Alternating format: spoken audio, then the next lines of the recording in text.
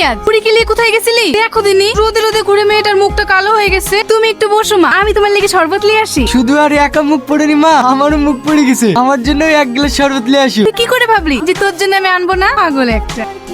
রিয়াজ, খুব জরুরি কাজ ছেড়ে বাড়ির বাইরে বার হবি না। কেন আব্বা? কেন তুই শুনিস নি? আহাজাদের মেয়েকে রাক্ষসে মেরে ফেলেছে।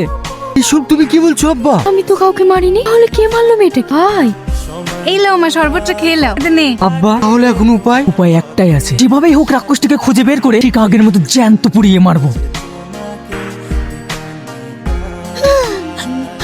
তুই না, কি হলো? তুই না, তুই না। হঠাৎ করে কি হলো মেয়েটার? তোমার জন্যই তো। মেয়েটার সামনে রাক্ষসের কথা না বললেই নয়। বেচারি রাক্ষসের কথা শুনে হয়তো ভয় পেয়ে গেছে। কোনো ভয় নেই মা, এই তো আমি আছি। এই সময় কারেন্টও না। এই রিয়াজ, হাত পা কাটা লিয়ে আই তো।